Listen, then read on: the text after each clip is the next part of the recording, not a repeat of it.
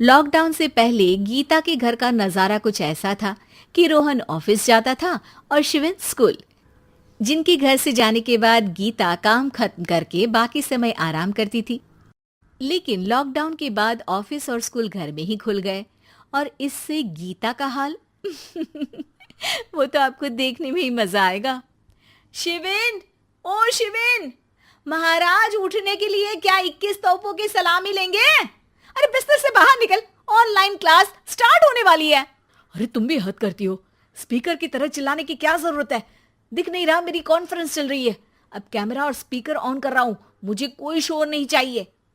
इस पर जैसे ही रोहन लैपटॉप का कैमरा और स्पीकर ऑन करता है तभी कुकर की सीटी बजती है। करा लो अब इसे चुप। लॉकडाउन नहीं हुआ, मेरी मौत का फरमान जारी हो गया। दोनों बाप बेटे ने नाक में दम किया हुआ है। ऐसा बोलकर गीता वहां से शिविन के कमरे में पहुंच जाती है, जहां शिविन अभी भी सो रहा होता है। ओ आलसी, अब अगर 5 मिनट में नहीं उठाना तो आज तेरा गेम और यूट्यूब कैंसिल। माँ की बात सुनकर शिविन बिना 1 मिनट गंवाए उठ खड़ा होता है। उठ गया, अभी नहाकर भी आता हूँ। ये नाटक कहीं और, मुंह पर गीला कपड़ा मार और पढ़ने बैठ। शिविन की ऑनलाइन क्लास स्टार्ट हो जाती है, जिस पर गीता उसे वहां बिठाकर रसोई में चली जाती है। थोड़ी देर में उसे कमरे से कुछ आवाज सुनाई देती है, जिसे सुनकर वो कमरे में वापस आती है। हाय राम, तुझे क्लास अटेंड करने के लिए बोला था, कैमरा ऑफ करके बिस्तर पर नाचने के लिए नहीं बोला था। मम्मी मुझे कुछ समझ नहीं आ रहा, आप बाद में पढ़ा देना ना। वैसे भी अटेंडेंस तो लगी गई है। हाँ हाँ बेटा, जरूर बन जा। तू अभी से हम सबका बाप बन जा। अरे नहीं मतलब कहाँ से लाते हो इतना दिमाग, और पढ़ाई करते हुए ये चला कहाँ जाता है? नाइस क्वेश्चन, दिमाग से पूछकर बता दूंगा। शिविन की बातों से परेशान होकर गीता उसे मारने के लिए जैसे ही आगे बढ़ती है तभी वो कमरे से बाहर भाग जाता है। अब शिविन आगे आगे और गीता हाथ में चप्पल पकड़े उसके पीछे पीछे पूरे घर में दोनों घूम रहे होते हैं। इसी बीच वो रोहन के पास पहुंच जाता है और शिविन को मारने वाली चप्पल रोहन के लैपटॉप पर जाकर गिरती है। ओए माँ! मम्मी, अब पापा को चप्पल मार रही हो? वो आज तक के रिपोर्टर, चुपचाप जाकर क्लास अटेंड कर ले, नहीं तो अगली तेरे पीछे लगेगी। इस पर शिविन वहां से चला जाता है, जिसके बाद रोहन गीता से कहता है, इस सर्कस के लिए कुछ बोलना चाहोगी? अरे क्या करूं, जब से तुम दोनों घर में रहने लगे हो घर अपने आप ही सर्कस बन गया है और मैं तुम्हारी नौकर। कभी बेटी को संभालो तो कभी बाप के नखरे उठाओ।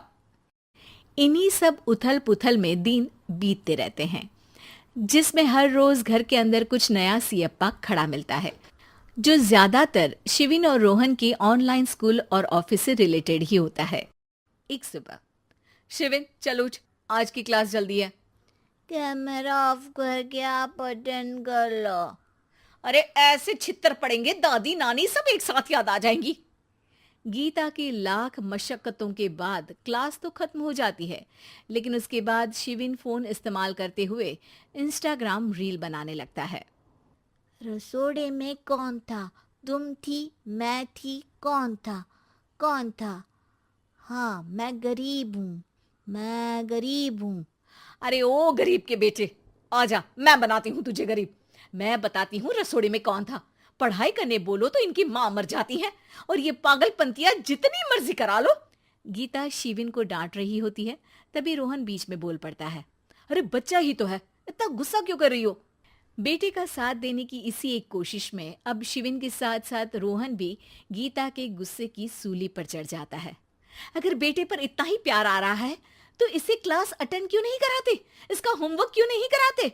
उस समय तो बहुत जल्दी मीटिंग आ जाती है, वो काम मैं करूं और यहाँ इस बेफिजुली की चीज में तरफदारी करके बन जाओ महान। हे भगवान, कोई तो इनके ऑफिस और स्कूल खुलवाओ, मैं इन्हें और घर में नहीं सह सकती। अरे कुछ और मांग लेती, क्योंकि तुम्हारी ये विश इस साल तो पूरी होने से रही, कोरोना। हाय नास पिटे ने जिंदगी ही बर्बाद कर दी। खाए कोई पचाए कोई, कल मुझे चुन चुन कर सबको मेरी बद्दुआ लगेगी। उन्होंने दुनिया का और इन बाप बेटे दोनों ने मेरा जीना मुश्किल कर दिया। गीता वहां से चली जाती है, जिसके बाद रोहन शिविन से कहता है, अरे तुम्हारी मम्मी इतनी भड़की हुई क्यों है? आपकी वजह से पूरा समय घर में रहते हो और उस पर कोई काम कराने की जगह बस ऑर्डर देते रहते हो।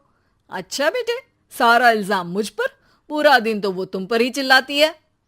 हाँ, मतलब दोनों का 50-50 है, कुछ करना पड़ेगा। वो कहते ना, make the best out of worst. I have an idea. वैसे तुम्हारी माँ सही कहती है, बहुत जुबान चलाने लगे हो, कम बोला करो। अगली सुबह रोहन और शिविन अपनी गलती को सुधारने के लिए गीता के उठने से पहले घर का आधा काम खत्म कर देते हैं, जिसे देखकर गीता खुश हो जाती है और फिर बाकी बचा काम वो तीनों मिलकर पूरा कर लेते हैं। जिसके बाद अब वो सब मिल बांट कर हर काम में एक दूसरे की मदद करते हुए लॉकडाउन का मजा लेने लगते हैं।